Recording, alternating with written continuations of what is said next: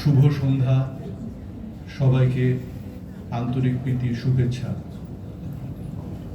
1978 সালে শ্রদ্ধেয় আমাদের গুরু নীলাদ্রি শেখর বসু যে বীজ বপন করে গিয়েছিলেন, আজকে আমরা তারই পরম্পরা বয়ে নিয়ে চলেছি আবৃত্তি একাডেমির মধ্যে দিয়ে।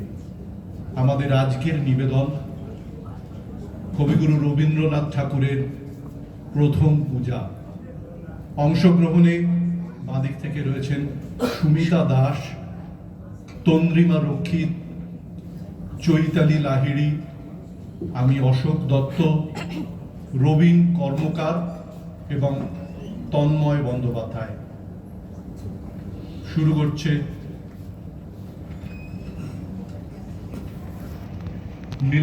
নীলাদ্রি শেখর বসুর পদাঙ্ক অনুসরণ করে সম্মেলক আবৃত্তি প্রথম পূজা। ত্রিলোকেশ্বরের মন্দির। লোকে বলে স্বয়ং বিশ্বকর্মা তার ভিত পত্তন করেছিলেন কোন মানধাতার আমলে। স্বয়ং হনুমান এনেছিলেন তার পাথর বহন করে। ইতিহাসের পণ্ডিত বলেন এ মন্দির কিরাত জাতের গড়া, এ দেবতা কিরাতে। একদা যখন ক্ষত্রিয় রাজা জয় করলেন দেশ, দেউলের আঙিনা পূজারীদের রক্তে গেল ভেসে। দেবতা রক্ষা পেলেন নতুন নামে, নতুন পূজাবিধির আড়ালে। হাজার বৎসরের প্রাচীন ভক্তিধারার স্রোত গেল ফিরে। কিরাত আজ অস্পৃশ্য, এই মন্দিরে তার প্রবেশ পথ লুপ্ত। কিরাত থাকে সমাজের বাইরে, নদীর পূর্ব পাড়ে তার পাড়া।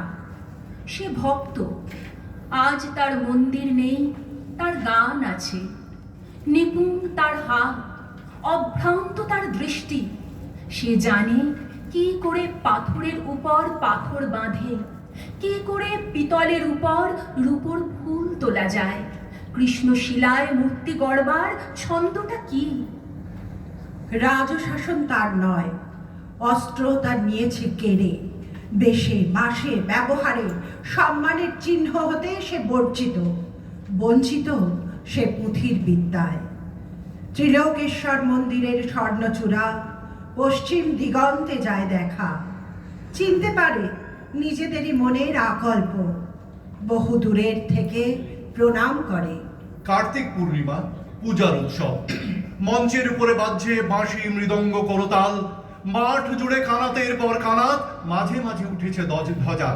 পথের দুই ধারে ব্যাপারীদের পসরা, তামার পাত্র, রূপোর অলংকার, দেবমূর্তির পট, রেশমের কাপড়, ছেলেদের খেলার জন্য কাঠের ডমরু, মাটির পুতুল, পাতার বাঁশি, অর্থের উপকরণ, ফুল, মালা, ধূপ, বাতি, ঘরা ঘরা তীর্থ বাড়ি। বাজিকর তারস্বরে প্রলাপ বাক্যে দেখাচ্ছে বাজি। কথক পড়ছে রামায়ণ কথা। উজ্জ্বল বেশে সশস্ত্র প্রহরী ঘুরে বেড়ায় ঘোড়ায় চড়ে। রাজমাত্য হাতির উপর হাওদায়, সম্মুখে বেজে চলেছে শিঙা। কিংখাবে ঢাকা পালকিতে ধনী ঘরের গৃহিণী, আগে পিছে কিঙ্করের দল। সন্ন্যাসীর ভিড় পঞ্চবটের তলায়, নগ্ন জটাধারী ছাই মাখা। মেয়েরা পায়ের কাছে ভোগ রেখে যায়, ফল, দুধ, মিষ্টান্ন, ঘি, আতপ তণ্ডুল। থেকে থেকে আকাশে উঠছে চিৎকার ধ্বনি, জয় ত্রিলোকেশ্বরের জয়, জয় ত্রিলোকেশ্বরের জয়। কাল আসবে শুভ লগ্নে রাজার প্রথম পূজা। স্বয়ং আসবেন মহারাজা রাজহস্তিতে চড়ে। তার আগমন পথের দুই ধারে সারি সারি কলার গাছে ফুলের মালা। মঙ্গল ঘটে আম্রপল্লব, আর ক্ষণে ক্ষণে পথের ধুলায় সেচন করছে গন্ধ বাড়ি। শুক্ল ত্রয়োদশীর রাত, মন্দিরে প্রথম প্রহরের শঙ্খ, ঘণ্টা, ভেড়ি, পটক থেমেছে। আজ চাঁদের উপরে একটা ঘোলা আবরণ। জ্যোৎস্না আজ ঝাপসা, যেন মূর্ছার ঘোর লাগলো। বাতাস রুদ্ধ, ধোঁয়া জমে আছে আকাশে। গাছপালাগুলো যেন শঙ্কায় আড়ষ্ট। কুকুর অকারণে আর্তনাদ করছে। ঘোড়াগুলো কান খাড়া করে উঠছে ডেকে কোন অলক্ষ্যের দিকে তাকিয়ে। হঠাৎ গম্ভীর ভীষণ শব্দ শোনা গেল মাটির নিচে। পাতালে দানবেরা যেন রণদামামা বাজিয়ে দিলে। এ গুরু গুরু গুরু গুরু মন্দিরে শঙ্খ ঘণ্টা বাজতে লাগলো প্রবল শব্দে। হাতি বাঁধা ছিল, তারা বন্ধন ছিঁড়ে গর্জন করতে করতে ছুটল চারদিকে, যেন ঘূর্ণি ঝড়ের মেঘ। তুফান উঠল মাটিতে, ছুটল উট, মহিষ, গরু, ছাগল, ভেড়া, ঊর্ধ্ব শ্বাসে পালে পালে। হাজার হাজার দিশাহারা লোক আর্তস্বরে ছুটে বেড়ায়। চোখে তাদের ধাঁধা লাগে, আত্মবলের ভেদ হারিয়ে কে কাকে দেয় দোলে। মাটি ফেটে ফেটে ওঠে ধোঁয়া, ওঠে গরম জল। ভীম সরোবরের দিঘি বালির নিচে গেল শুষে। মন্দিরের চূড়ায় বাঁধা বড় ঘণ্টা দুলতে দুলতে বাজতে লাগলো। ঢং ঢং ঢং। আচমকা ধ্বনি থামলো একটা ভেঙে পড়ার শব্দে। পৃথিবী যখন স্তব্ধ হলো, পূর্ণ প্রায় চাঁদ তখন হেলেছে পশ্চিমের দিকে। আকাশে উঠছে জ্বলে ওঠা কানাতগুলোর ধোঁয়ার কুণ্ডলী, জ্যোৎস্নাকে যেন অজগর সাপে জড়িয়েছে। পরদিন আত্মীয়দের বিলাপে দিক বিদিক যখন শোকার্ত, তখন রাজ সৈনিক দল মন্দির ঘিরে দাঁড়ালো, পাছে অসুচিতার কারণ ঘটে।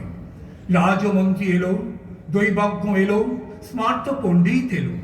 দেখলে বাহিরের প্রাচীর ধূলিসাৎ, দেবতার বেদির উপরের ছাদ পড়েছে ভেঙে। পণ্ডিত বললে, সংস্কার করা চাই আগামী পূর্ণিমার পূর্বেই, নইলে দেবতা পরিহার করবেন মূর্তিকে। রাজা বললেন, সংস্কার করো। মন্ত্রী বললেন, ওই কিরাতরা ছাড়া কে করবে পাথরের কাজ? ওদের দৃষ্টিকলস থেকে দেবতাকে রক্ষা করব কি উপায়ে? কি হবে মন্দির সংস্কারে যদি মলিন হয় দেবতার অঙ্গ মহিমা? কিরাত দলপতি মাধবকে রাজা আনলেন ডেকে। বৃদ্ধ মাধব শুক্ল কেশের উপর নির্মল সাদা চাদর জড়ানো, পরিধানে পীত ধরা, তাম্রবর্ণ দেহ কোটি পর্যন্ত অনাবৃত, দুই চক্ষু সকরুণ নম্রতায় পূর্ণ। সাবধানে রাজার পায়ের কাছে রাখলে এক মুঠো কুন্দ ফুল, প্রণাম করলে স্পর্শ বাঁচিয়ে।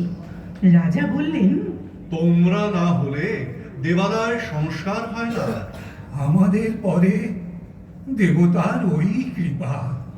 এই বলে দেবতার উদ্দেশ্যে মাধব প্রণাম জানালে।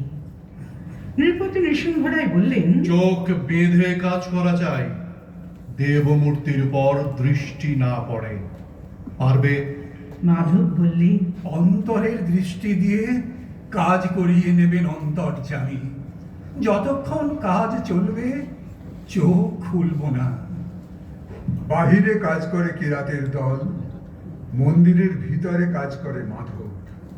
তার দুই চক্ষু পাকে পাকে কালো কাপড়ে বাঁধা। দিন রাত সে মন্দিরের বাহিরে যায় না, ধ্যান করে, গান গায়, আর তার আঙুল চলতে থাকে। মন্ত্রী এসে বলে, তোরা করো, তিথির পরে তিথি যায়, কবে লগ্ন হবে উত্তীর্ণ। মাধব জোর হাতে বলে, যার কাজ তারই নিজের আছে তরা, আমি তো উপলক্ষ। অমাবস্যা পার হয়ে শুক্লপক্ষ এলো আবার। অন্ধ মাধব আঙুলে স্পর্শ দিয়ে পাথরের সঙ্গে কথা কয়। পাথর তার সাড়া দিতে থাকে। কাছে দাঁড়িয়ে থাকে প্রহরী, পাছে মাধব চোখের বাঁধন খোলে। পণ্ডিত এসে বললে, একাদশীর রাত্রে প্রথম পূজার শুভক্ষণ, কাজ কি শেষ হবে তার পূর্বে? মাধব প্রণাম করে বললে, আমি কে যে উত্তর দেব? কৃপা যখন হবে সংবাদ পাঠাবো যথা সময়ে। তার আগে এলে ব্যাঘাত হবে, বিলম্ব ঘটবে। ষষ্ঠী গেল, সপ্তমী পেরোলো, মন্দিরের দ্বার দিয়ে চাঁদের আলো এসে পড়ে মাধবের শুক্ল কেশে। সূর্য অস্ত গেল, পাণ্ডুর আকাশে একাদশীর চাঁদ। মাধব দীর্ঘ নিঃশ্বাস ফেলে বললে, যাও প্রহরী, সংবাদ দিয়ে এসো গে। মাধবের কাজ শেষ হলো আজ, লগ্ন যেন বয়ে না যায়। প্রহরী গেল। মাধব খুলে ফেললে চোখের বন্ধন, মুক্তদ্বার দিয়ে পড়েছে একাদশী চাঁদের পূর্ণ আলো। দেবমূর্তির ওপরে মাধব হাঁটু গেড়ে বসল, দুই হাত জোর করে এক দৃষ্টে চেয়ে রইল দেবতার মুখে। দুই চোখে বইল জলের ধারা। আজ হাজার বছরের ক্ষুধিত দেখা দেবতার সঙ্গে ভক্তের। রাজা প্রবেশ করলেন মন্দিরে। তখন মাধবের মাথা নত বেদি মূলে। রাজার তলোয়ারে মুহূর্তে ছিন্ন হলো সেই মাথা। দেবতার পায়ে এই প্রথম পূজা, এই শেষ প্রণাম।